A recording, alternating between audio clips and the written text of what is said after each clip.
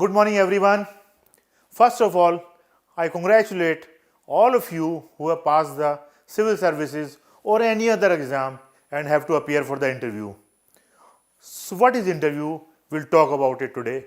What is the process? What all you should do? What all you should wear? What activities are required? How it happens? For some of you, it may be first time. Some of you must have attended earlier also. But let's see how it goes. There is a story. There was a businessman in a village. He was doing okay, not very good. He started working a little harder. His business was growing. He was very miser otherwise, not spend anything, not do any activity, no donation, nothing. So his business started growing and slowly business came to a very good level. But his activities remained the same. Then what happened? His business again started failing. Can anybody tell me why? When he is doing so well, with the same habits and same culture, same everything, why his business started failing? The reason is he did not celebrate. He did not change his habits. He did not do anything with extra money what he got. He did not share his happiness with his friends. That is the main reason his business started failing. God says, I have given you something. Please be happy. Celebrate it. Share with your family and friends. But if you don't do that, then you are doomed to be failed. Why I told this story? All of you who have passed the main exam, you are a few lucky ones. Some people start preparing for the interview the next hour or next day. My advice to all of you is, number one advice, please celebrate your success at this level. Go with family and friends, enjoy. That is the first step you should take after you pass a written exam ready for interview. Why you should do this, I will come to this later on. Very important step. You will appreciate it. First thing what you do is go and celebrate with the family. Be happy. Share your happiness. Forget that people used to say earlier years, nazar lag jayegi. No, let it be. Because you are the celebrity. You are the one who has done it. So first step you take is celebrate your happiness. This is the first step when you start preparing for the interview. Now you will wonder, what is this kind of step? But very important step, my friends. We will come to this point later on. First step is start your preparations with the happiness mode. Be happy, share your happiness with your family, friends, and enjoy and celebrate. Next question is, what to wear on that day? What dress you should wear? How should you look like? The most important point is wearing in this is you should be comfortable in that dress. If you are comfortable in tie, very good. But generally it requires that you should be in a suit, two-piece suit, not three-piece please. Two-piece suit with a good tie, not very long, not very short. I have been conducting interviews for last about 5 years. People are wearing all kinds of ties, very narrow ties, very broad ties, but normal tie like this, not very broad, not very narrow, and it should come up to your buckle level, like this. The tie should come up to your buckle level and it should be like this in the middle, not going like this. It happens something like this because you are not wearing it properly. So plan your dress for that day, and I will advise you, plan your dress when you are planning your suit, make it a little loose, because during this period you may gain some weight, or if the suit is tight, when you are sitting in the chair, you may find it difficult, you may find it uneasy yourself. If you are uneasy with your clothes, you will be uneasy otherwise also. So plan your things properly. You have the UPSC has given you enough time to prepare for that. Your attire, the shirt, it should be matching shirt as much as possible. Not exactly same, but should be matching. Tie should be matching, not weird colors. And fitting etc. should be okay, should look like a smart boy. This attracts the interviewers. Yeah, we have a smart officer here. So you plan your dress properly. No kurta pajama, please. If you are not comfortable in coat, okay, pant shirt will do, depending on the season. It's not necessary that you must wear pantsuit.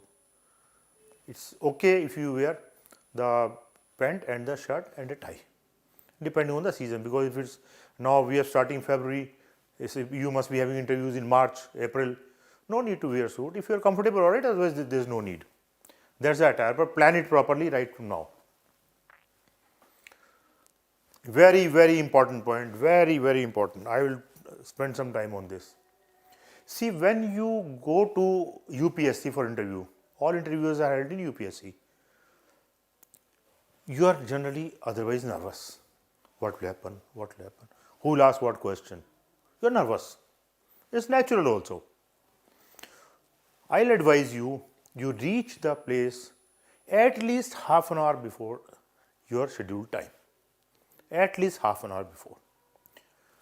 You go there, there is a waiting area. You sit in the waiting area, complete all your formalities, whatever they've told you. Now starts the whole thing. Ask the people around. Listen carefully. Ask the people around, the bearers, the peons, the clerks, etc. Where is my room? And what is the direction of the room? When I will enter, the interviewers are sitting on the right, or they are sitting on the left, or they are sitting in the front. Number one. Number two, how many people are there? Normally there are 5, maybe 4, maybe 6. Who are these people? Any lady sitting inside? Because when you enter the room and lady is sitting, your greeting will change. You ask all these things, try to find out who are the people, what is the seating plan. 2 are sitting this side, 2 are sitting this side, chairman sitting in front. Sometimes 2 are sitting very near to you, 2 are sitting very far off, and the chairman sitting far off. Then you have to speak accordingly. When you are speaking to the people sitting near, tone down. Speaking to people sitting far off, tone up. But should be ready before you enter the room. If you are ready before you enter the room with these things, you will be comfortable, you will not be nervous. What happens when you enter the room, you look here left, but they are sitting on the right. You look here and there, you don't know where you have come. Already you are nervous, then nervousness becomes tension. So do the recce of the room completely as much as you can from the people around. Whosoever has come out of the interview hall, ask them also, what are they asking? What is the mood? So recce of the room you must do wherever your interview is. Now comes the greeting process. How do you greet them? When you enter the room, just come near the chair. First you knock, soft knock at the door. The door will open or you open the door. Ask permission. May I come in, sir? Even if madam says, you ask, may I come in, sir? The moment you enter and you know there is a lady sitting inside, first greet the lady. Good morning, ma'am. Good morning, sirs. There are 4 sirs sitting. Don't have to say individual sir, sir, sir, sir. Good morning, sir. Good morning, sir. Good morning, sir. Only one sirs, first lady, then sirs. Good morning, ma'am. Good morning, sirs. That's enough. Wait for a moment. Suppose this is a chair. Wait for a moment here. They will ask you to sit down. If purposely they are trying some mischief with you, they may do. So you may ask them, may I sit down, please? Then you sit down. Asking permission. If they don't let you sit in a reasonable time. So this is the greeting process: knocking, soft knocking, entering, wishing the lady first, and then wishing the sirs. Only 2 greetings: good morning, ma'am, good morning, sirs. I have seen in last 4 or 5 years people coming in individually. There is good morning, sir, good morning, sir, good morning, sir, good morning, sir. That's not required. Only one, sir. That is the greeting process. Now the very important is sitting posture. Sitting posture. I have seen people sitting like statues. Sitting like statues, like this. Suppose this is a chair, and most of the time they will be sitting like this, like a statue, and they speak like this. This is not the sitting posture properly.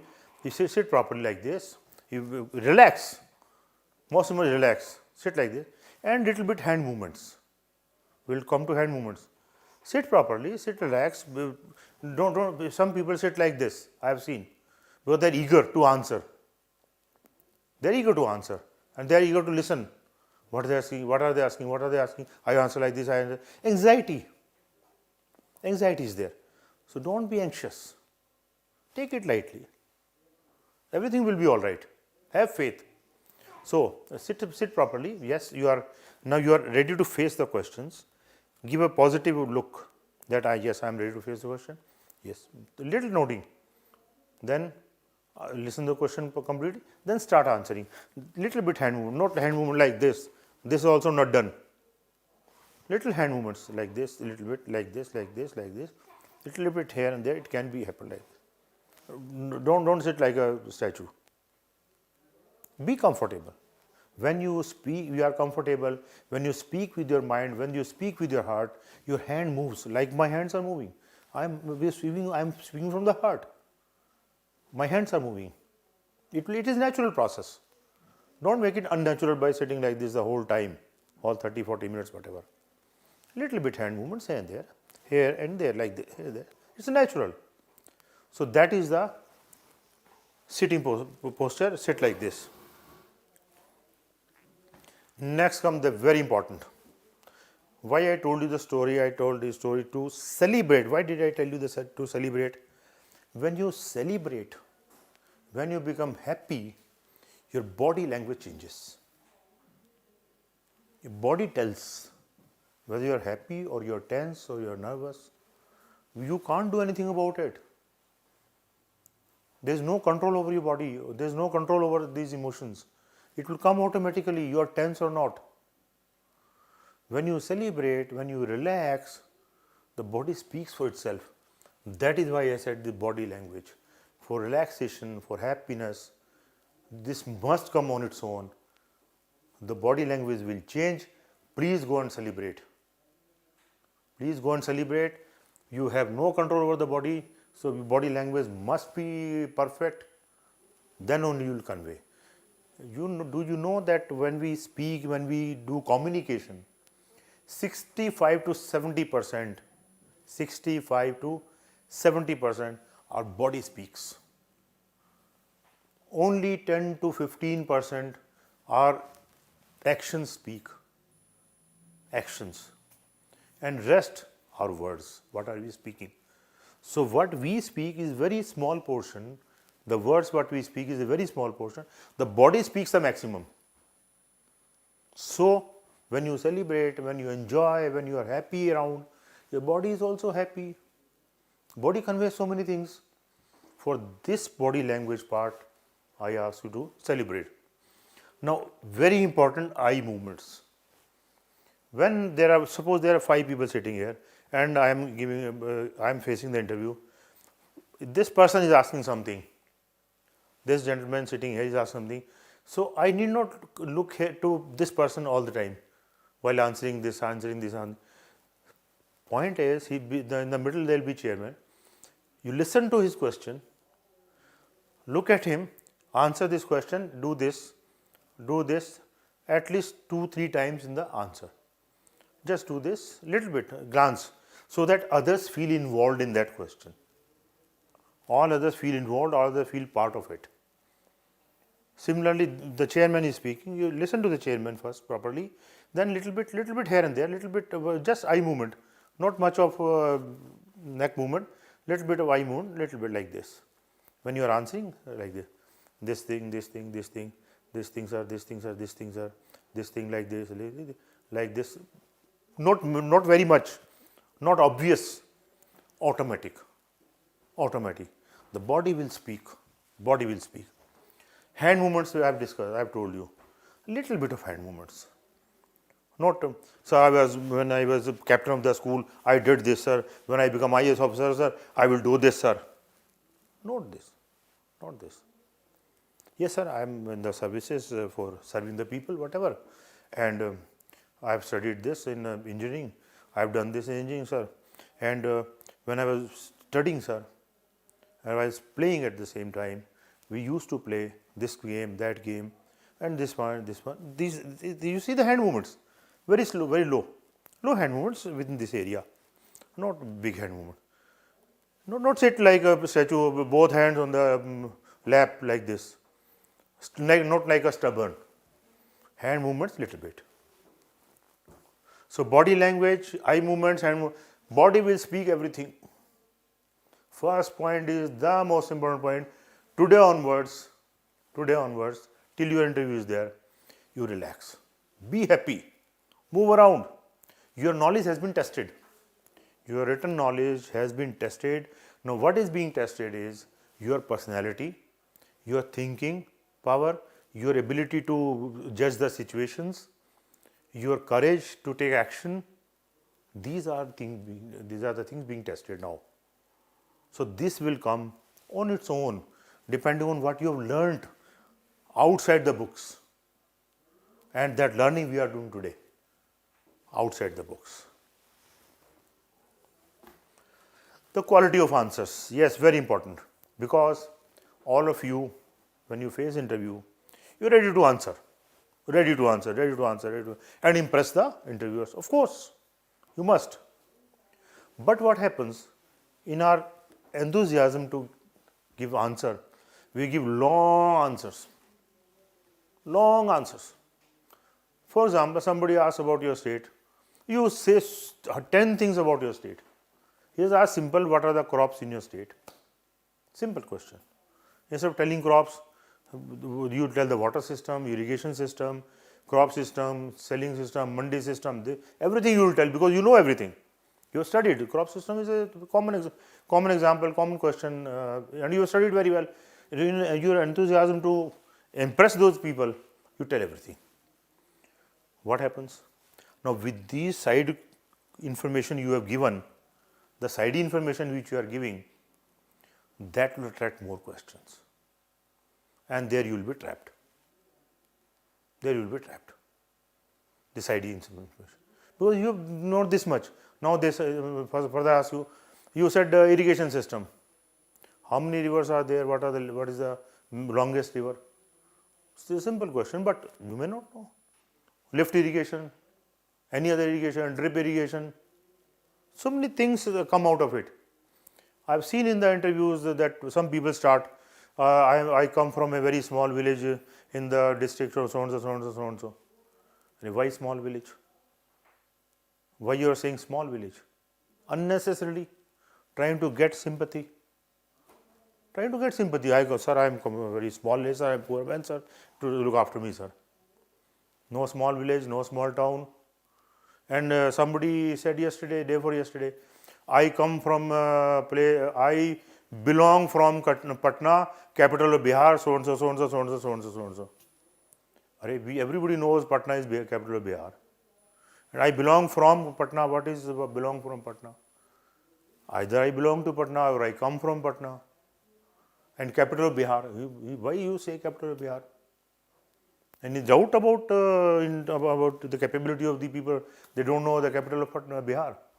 So small mistakes, small irritants, unnecessary questions to these people.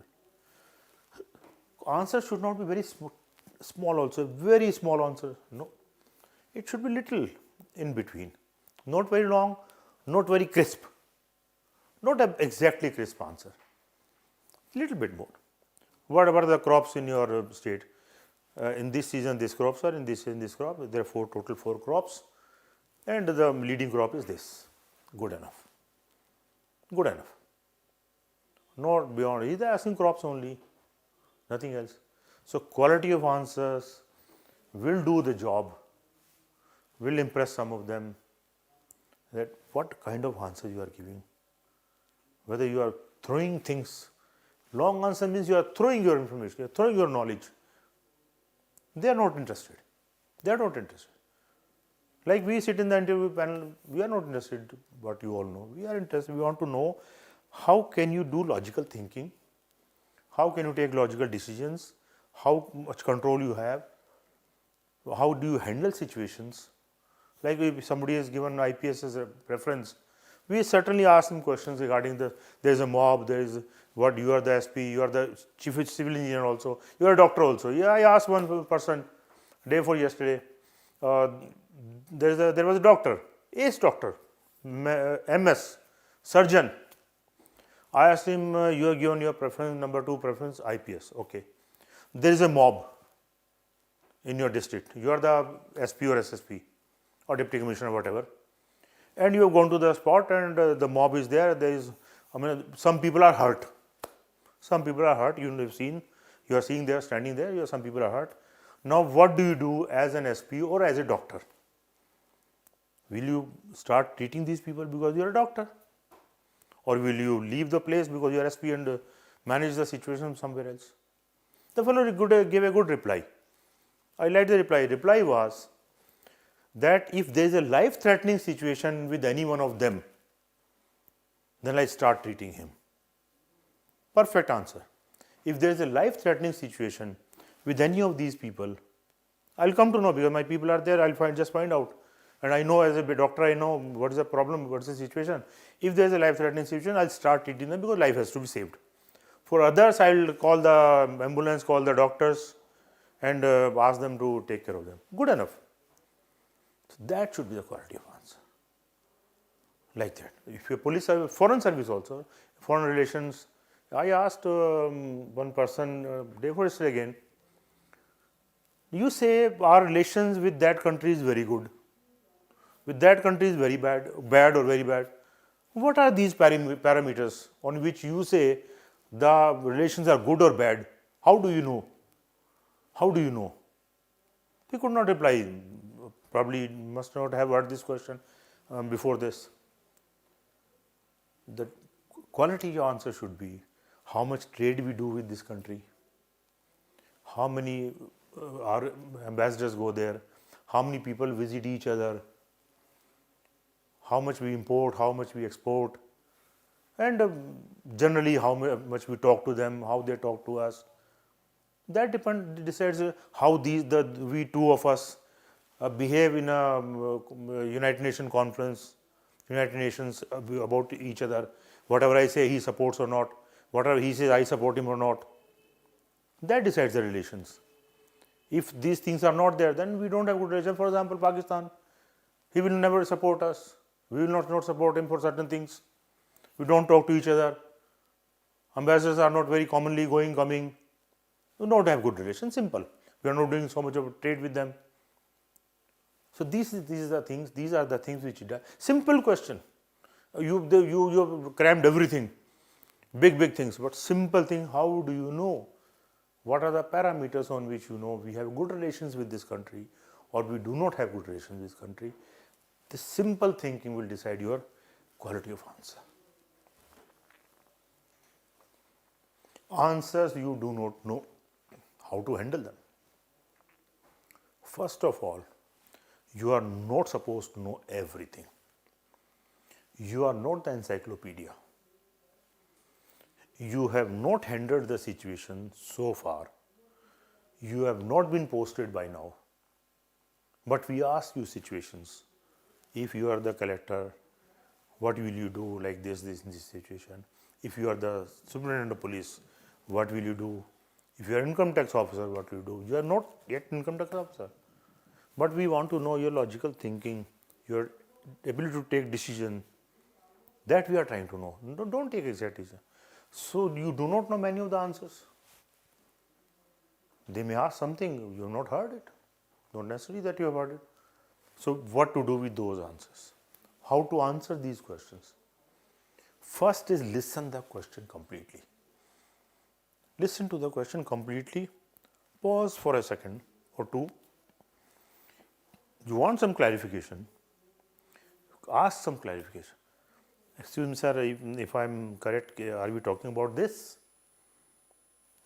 If I understand properly, are we talking about this? Yes, we are talking about this.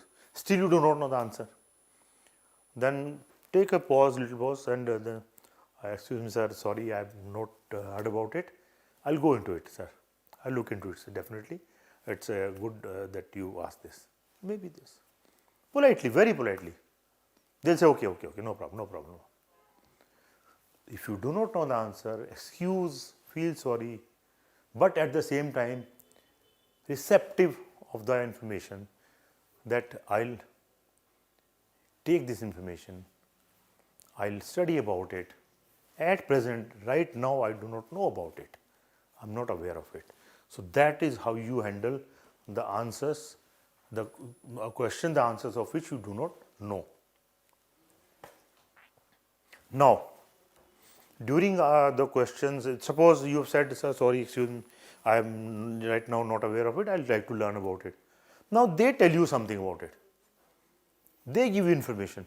It is not like this, it is like this, it is like this. For example, in my own case, when I appeared in interview for the first time, I appeared twice. The first time I appeared, I went and sat there. On my left was one Sikh gentleman, ambassador to Canada, India's ambassador to Canada. He asked me, I was nervous, absolutely, like anybody. He asked me, what is the limit of gift tax? I thought, 5,000 rupees. No, I didn't understand the question. I kept quiet. He said, here is a pencil. Suppose I give you this pencil, will it attract gift tax? I said, no, sir. What is the limit? I said, 5,000 rupees. He said, no, it is 15,000 rupees. Thank you very much, sir. If they give you information, don't question them. No, sir, it is 5,000 I have read yesterday. Because what you have read yesterday must have changed overnight. Tomorrow budget is coming. Many things will change. What you know today will be different day after tomorrow, or even tomorrow after the budget. One boy started arguing, no, sir, it is like this. No, sir, it is like this. No, sir, it is like this. What is the need? There is no need. So you just listen to him complete. Oh, thank you very much, sir. I am wiser. You are wiser because you know now you have certain more information than you knew. Thank you very much, sir. He have very polite. Thank you very much, sir. Thank him profusely because he has given you information and he feels obliged. He feels great. You feel obliged. Yes, thank you very much, sir. So answers you learn during the interview, you handle them like this. Now the thank you process. Once the interview is over, okay, gentlemen, thank you very much, they will say. So now you got the hint that you have to get up and go. You are sitting on a chair. Again, you are sitting. You are like this. You are sitting. You listen. Now, when they say thank you, okay, gentlemen, thank you very much. You get up. Thank you very much, sir. Ma'am, thank you, ma'am. And slightly leave. While leaving, don't show your back to them, even if the door is at that side. If you suppose the door is here and you have got up, so you can leave like this. Thank you very much, sir. And open the door and just leave like this. Leave like this. Don't show you, never ever show your back even while entering. When you enter, the door is there, you just enter, close the door slightly like this, or whatever way it is closed, and then face and then come and like this. Same while leaving. Don't show your back to the panel. Greet them properly, thank you, and profusely thank them, not much, thank you very much, sir, thank you, and then leave like this. That's all. That shows good manners, that shows complete. One more point I want to tell you, when you do recce of the room, one point came to my mind, you also try to find out the people sitting inside. Any Sikh gentleman sitting there? Any South Indian sitting there? Any North Indian sitting there? Any Muslim gentleman sitting there? Try to find out. And do not say any derogatory word regarding their religion, regarding their place, North India, South India, East India, nothing. Balanced. Balance. And one more thing. Probably I asked a question to one person who was giving interview in Hindi. He entered, he said, "Good morning, sir." "Good morning." Okay, we asked him, "Sit down." I asked him question. "You are from Hindi medium. You said good morning, sir. Could you have said some other way?" "Yes, sir, I could have said namaste, I could have said namaskar, Chiriman, etc." Next question. "What are the ways of greeting? How many ways you can greet a person or any person?" He said, "Namaste, sir. Good morning, sir. Others I don't remember, sir. Others I don't know." Hindi, special Hindi medium, this question may be asked, since I have asked many students and none of them have told completely. I tell you the answer today. When they ask you question, how many ways you can greet a person? Very simple question, but very important question for a civil services interview, for any other interview for that matter. You do one thing. Start, you know the map of India, right? Take the map in your mind, start from top. Jammu and Kashmir, you do not know how do they greet because you have been there. Punjab, oh Punjab, yeah, Sat Shri Akal. Say Sat Shri Akal. Come down, Haryana, Ram Ram. Come down to Rajasthan, Ram Ram Sa. Very good. 3. Gujarat, probably don't remember. Maharashtra, don't remember. South, you have heard they say Vanakkam or something. Vanakkam, yes, okay, Vanakkam, sir. Then probably you go to other part, Odisha, don't know. Bengal, don't know.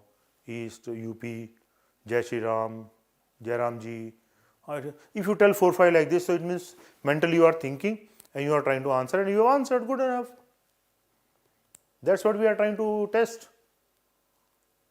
The answer is complete, even if you do not know many.